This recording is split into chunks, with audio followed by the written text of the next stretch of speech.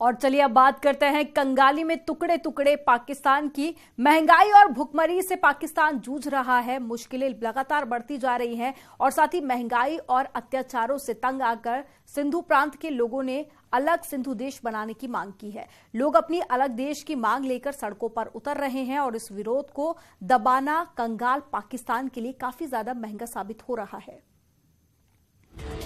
पाकिस्तान की आर्थिक गाड़ी को पटरी पर लाने के लिए जहां एक तरफ शहबाज शरीफ अपने दोस्तों के आगे हाथ फैलाते नजर आ रहे हैं, तो वहीं दूसरी तरफ पाकिस्तान के अंदर के अत्याचारों से उबरकर सिंध प्रांत के हिंदुओं ने अलग सिंधु देश की मांग तेज कर दी है। सिंधु देश के समर्थक अब एक बार फिर से विशाल रैली का आयोजन करने जा रहे हैं। उनका कहना है कि सिर्फ सिंधु देश ही नहीं, पाकिस्तान के सिंध प्रांत में रह रहे हिंदुओं को अधिकार दिलाना होगा।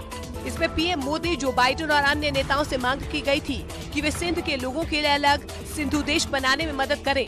पाकिस्तान में अल्पसंख्यकों के साथ अत्याचार की खबरें लगातार सुर्खियों में रहती हैं, लेकिन सिंधु देश का मुद्दा ऐसे समय पर गरमा रहा है जब पाकिस्तान दिवालिया होने की कगार पर आ चुका है। तो वहीं दूसरी तरफ बलूचिस्तान और खैबर पख्तूनख्वा प्रांतों में टीटीपी और बलूच विद्रोही सेना पर खूनी हमले कर रहे हैं, जिससे पाकिस्तान के 4 टुकड़े में बंटने की बात जोर पकड़ने लगी है।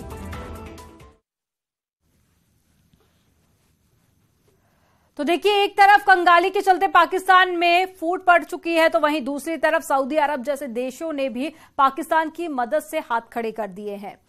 आपको बता दें कि WEF की मीटिंग में सऊदी अरब ने साफ कर दिया कि वो अब पाकिस्तान जैसे देशों को बिना शर्त के आर्थिक मदद नहीं देगा। पाकिस्तान के प्रधानमंत्री शहबाज शरीफ मुल्क की तंगहाली दूर करने के लिए सऊदी अरब की तरफ टकटकी लगाकर देख रहे थे, लेकिन सऊदी अरब की सरकार ने साफ कर दिया है कि अब कंगाल पाकिस्तान की बिना शर्त कोई मदद नहीं होगी। सऊदी अरब ने साफ शब्दों में ऐलान किया कि पड़ोसी देशों को बिना शर्त मदद करने के लिए दिन अब लद गए हैं। दावोस में वर्ल्ड इकोनॉमिक फोरम यानी WEF की मीटिंग में सऊदी अरब के वित्त मंत्री मोहम्मद अल ज़ादान ने ये ऐलान किया। उन्होंने कहा कि सऊदी अरब ने दूसरे देशों की मदद करने की नीति में तब्दीली लाने का फैसला लिया है। अल ज़ादान ने कहा कि सऊदी अरब अब तक बिना शर्त दूसरे देशों की आर्थिक मदद करता आया है। वो अपने देश के लोगों से टैक्स लेते हैं, तब दूसरे मुल्कों की मदद करते हैं, लेकिन अब सऊदी अरब चाहता है कि दूसरे देश भी अपने हिस्से का रोल अदा करें। जाहिर है, इस ऐलान से सबसे ज्यादा मुश्किल पाकिस्तान को होने वाली है, क्योंकि पैसों की किल्लत होने पर वहां की सरकार आए दिन झोला लेकर सऊदी अरब पहुंच जाती थी। सऊदी अरब के वित्त मंत्री ने WEF के मंच पर अपने देश के विजन 2030 को पेश किया। इस दौरान उन्होंने अपने देश की अर्थव्यवस्था में मजबूती लाने के लिए नीतियों में बदलाव की भी बात कही। तो वहीं इस बीच पाकिस्तान के प्रधानमंत्री का एक हैरान करने वाला वीडियो भी इंटरनेट पर काफी ज्यादा वायरल हो रहा है। पाकिस्तान के प्रधानमंत्री शहबाज शरीफ ने वहां के उद्योगपतियों को मिलने के लिए बुलाया और उसके बाद उन्हें शाही भोज दिया गया।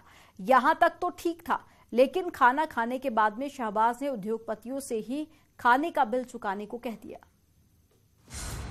मतलब ये कि पाकिस्तान की सरकार कंगाल हो चुकी है। सरकार के पास मेहमानों को खाने खिलाने की हैसियत भी बाकी नहीं बची। उससे भी ज्यादा शर्मनाक तो ये कि प्रधानमंत्री को ये बात मंच से कहते हुए जरा भी संकोच नहीं हुआ। खाने का बिल भी आप ही दे देंगे तो बड़ा अच्छा होगा।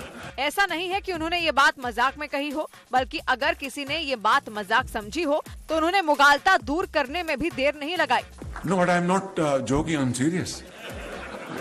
ये वीडियो उस वक्त का है जब प्रधानमंत्री ने पाकिस्तान के उद्योगपतियों को मिलने के लिए बुलाया था। देश का बजट बनाने से पहले वो उद्योगपतियों की मांगे सुनना चाहते थे, लेकिन मेहमान नवाजी का खर्च उठाने लायक पैसा भी सरकार की जेब में बचा नहीं था। मतलब ये कि पाकिस्तान की खस्ताहाल अर्थव्यवस्था पूरे एशिया पर असर डालने लगी है। पाकिस्तान की बदहाली ऐसी है कि इस साल उसकी GDP में भारी गिरावट दर्ज की जाएगी। बदहाली भी ऐसी कि पाकिस्तान इस साल नेपाल, श्रीलंका और अफगानिस्तान जैसे देशों के सामने भी टिकने वाला नहीं, जबकि ये तीनों वो देश हैं जो राजनीतिक उथल पुथल से परेशान हैं। सड़कों पर आटे के लिए जंग छिड़ी हुई है और सरकार के पास मेहमानों का पेट भरने के लिए पैसा नहीं है। इसीलिए माना जा रहा है कि पाकिस्तान इस वक्त बेहद नाजुक दौर से गुजर रहा है, जिन्हें पूरा करना पाकिस्तान के लिए लगभग नामुमकिन है। IMF ने शर्तों का ऐसा पुलिंद तैयार किया है कि पाकिस्तान को कर्ज मिलने की कोई सूरत नहीं दिख रही। IMF ने कहा है कि बिजली और गैस की कीमतें बढ़ाई जाएं, पेट्रोल महंगा किया जाए और लोगों पर टैक्स का बोझ बढ़ाया जाए ताकि सरकार की कमाई हो।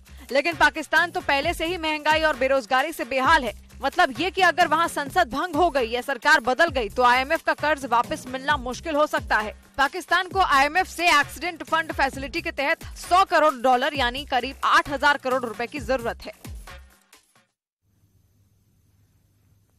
और चलिए यहाँ पर रुकेंगे एक छोटे से ब्रेक के लिए। खबरों का सिलसिला आगे भी जारी रहेगा, आप देखते रहिए न्यूज़ 18।